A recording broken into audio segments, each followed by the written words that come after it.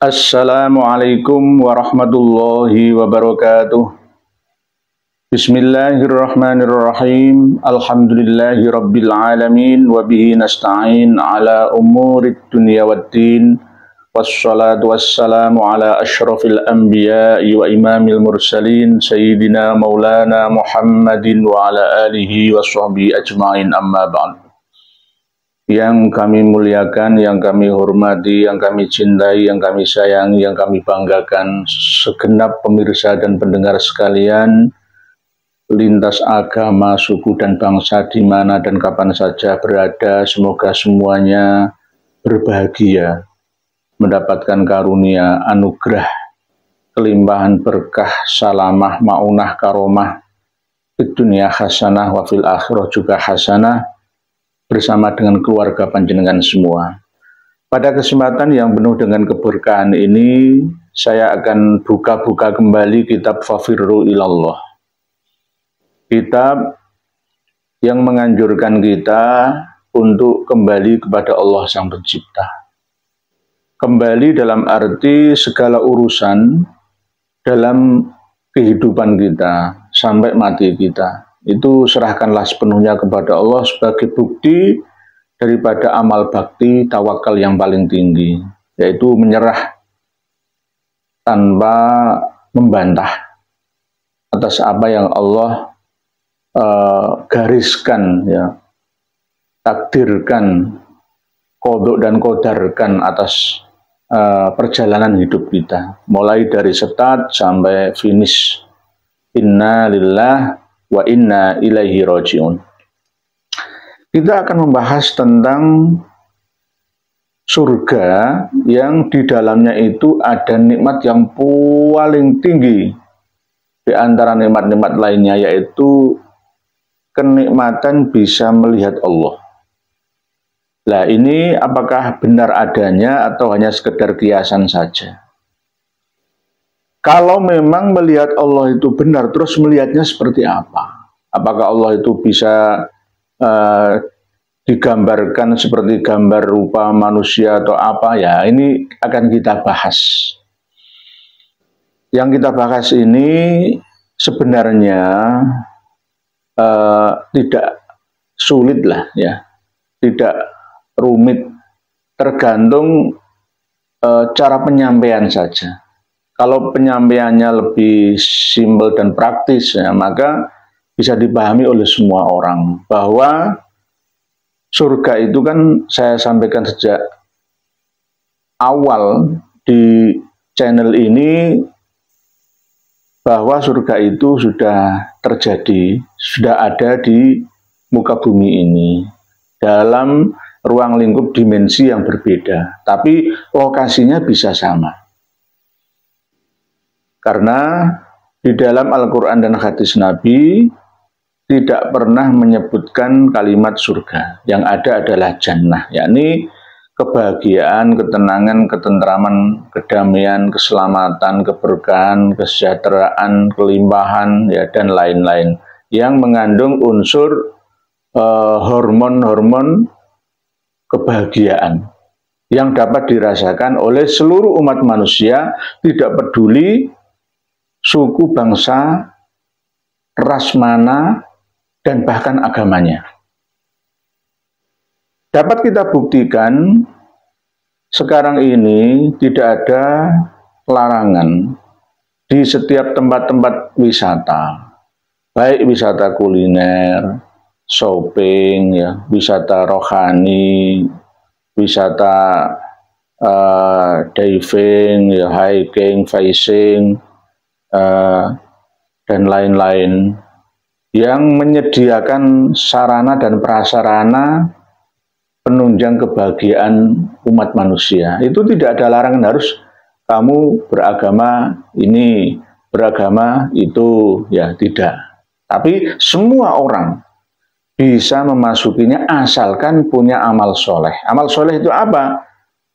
Ya, hasil kerja keras, hasil kerja nyata, hasil dari tabungannya.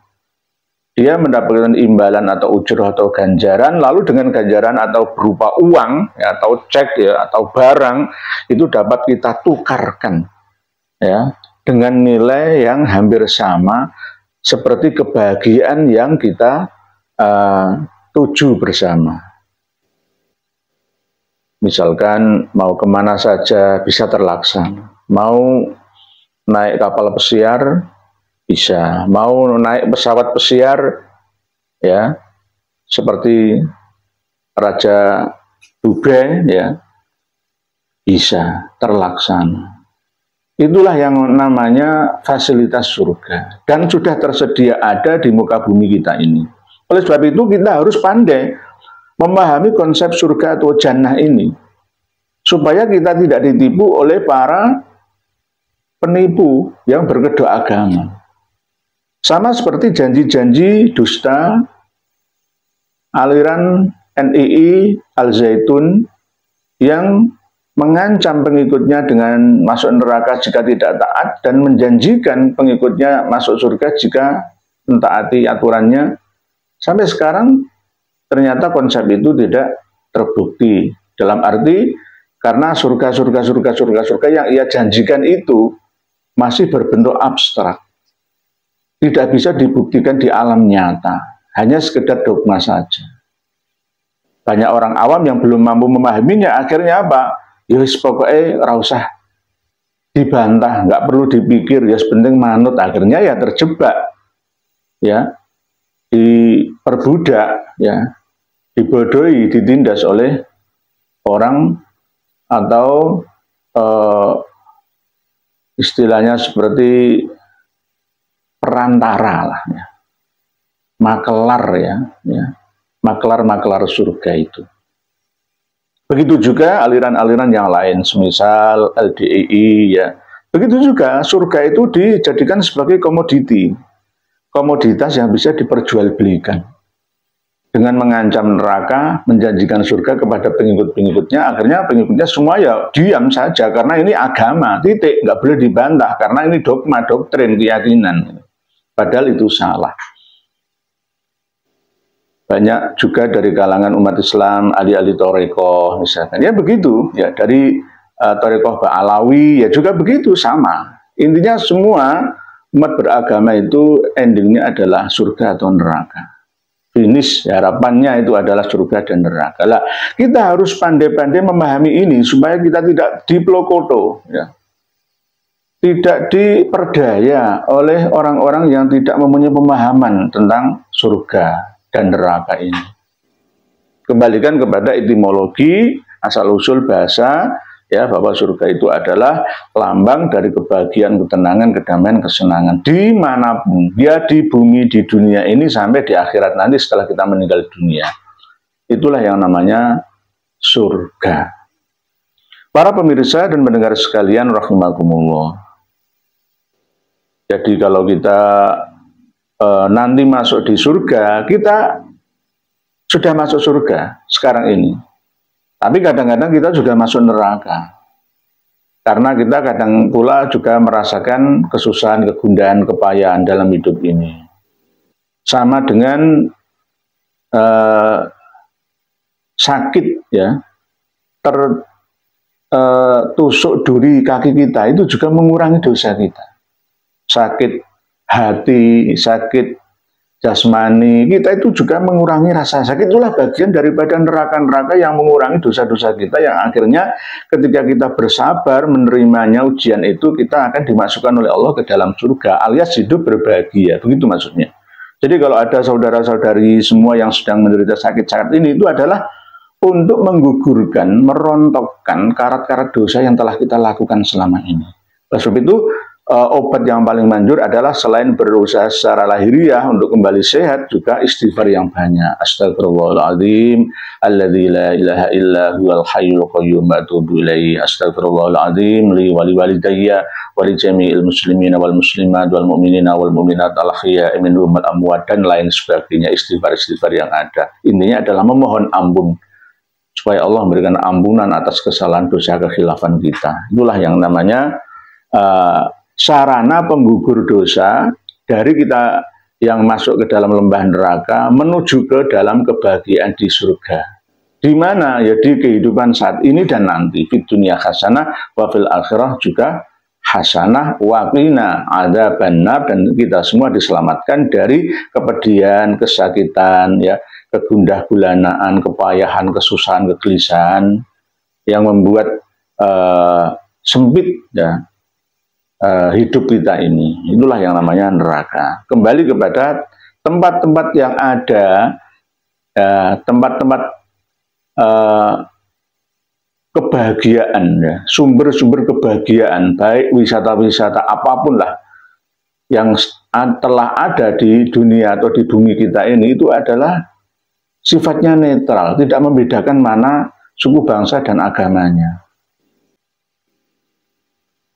Innal ladzina amanu wal ladzina hadu wan nasara was-sabiina man amana billahi wal yawmil akhir wa amila sholihan falahum ajruhum inda rabbihim wala khaufun 'alaihim wala hum yahzanun.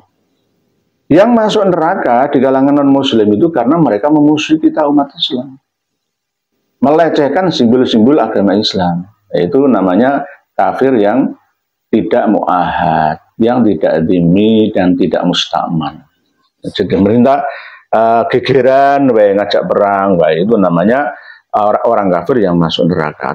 Umat Islam apakah semuanya masuk surga? Ya tidak tentu dan belum tentu. Karena Rasulullah SAW pernah dawuh, kullu ummati yadkhulunal jannah illa man aba. Setiap umatku akan masuk surga kecuali orang yang tidak mau masuk surga. Alias apa? Ya, dia tidak mau mentaati. Qila wa may ya'ba ya Rasulullah, ditanya Rasulullah oleh para sahabat, siapa yang tidak mau itu ya Rasulullah? Man ata'ani dakhala jannah wa man asani faqad aba. Jadi kita ini kalau mentaati aturan dari Rasulullah SAW yang hakikatnya adalah berasal dari Allah, maka jelas kita akan masuk surga. Dilarang menipu, dilarang ya mencuri, dilarang berzina, dilarang membunuh, dilarang mendolimi, dilarang berdusta, dan lain sebagainya. Itu adalah ajaran-ajaran inti dalam agama yang dibawa oleh Nabi kita Muhammad SAW. Jadi belum tentu semua umat Islam itu masuk surga, dan juga kemungkinan berarti juga masuk neraka. Tergantung amal, ibadah, perbuatan, pengabdiannya, hablum minallah, hablum minan nasnya masing-masing yang bisa menentukan itu. Dan itu sudah dapat kita buktikan sekarang ini. Di abad 20 yang lalu sampai abad 21 ini, keterbukaan informasi, manusia bisa menganalisa dimensi kita yang dulu tertutup hijab yang tebal sehingga sulit untuk kita jabarkan. Nah, sekarang ini sudah mampu ya kita kuat takbir hijabnya, sehingga kita bisa menjelentrehkan, menjabarkan surga itu dengan penjabaran yang ilmiah, tidak hanya sekedar taklidiyah atau hanya sekedar dogma doktrin belaka, tetapi juga logika, akal sehat kita. Di penjara, jangan buktikan, di neraka itu tidak peduli siapa agamanya, apa agamanya, siapa orangnya. Jangan lihat di penjara-penjara itu, kan macam-macam. Yang masuk di neraka itu juga tidak peduli agamanya. Di penjara kita, baik tahanan, ya, HAM, KPK, atau penjara karena kasus kriminal kejahatan, ya kepolisian sesuai dengan pengadilan memutuskan ya hisab mizan lalu dok masuk neraka 10 tahun, masuk neraka seumur hidup, masuk neraka 20 tahun. Ya. Isinya di penjara-penjara itu siapa? Ya kiai ada, santri juga banyak, orang Kristen ya ada, orang Hindu Buddha juga ada, sama. Jadi neraka itu tidak kenal apa agamanya, tapi siapa orangnya yang mau berbuat baik, ya mentaati aturan dari Tuhannya melalui nabinya, yang sang pencipta, maka dia akan memasuki kehidupan yang berbahagia. Sebaliknya ya masuk ke dalam kehidupan yang merana, alias di penjara itu. Nah, penjara ada yang resmi, ada yang tidak resmi. Yang tidak resmi itu walaupun kelihatannya bebas, tetapi hatinya terpenjara karena sakit yang diderita, atau karena permasalahan rumah tangga, karena masalah yang menjeratnya, membelitnya, ya, membelenggunya, yaitu bisa juga dikatakan sebagai neraka-neraka. Karena di dalam Al-Quran dan hadis Nabi itu tidak pernah mengenal nama neraka. Yang ada adalah nar. Nar itu artinya adalah api, api itu artinya adalah gambaran dari panasnya hati dan pikiran kita. Kesedihan dan kepedihan kita, kesusahan dan kegundahan kita. Perasaan, ya, perasaan. Jadi gambaran daripada rasa yang tidak membahagiakan, itu namanya neraka. Dan neraka itu bisa juga dimasuki oleh orang-orang muslim. Kiai juga banyak yang masuk neraka, ya. Kalau tidak percaya silahkan buktikan sendiri, silahkan dibuktikan sendiri.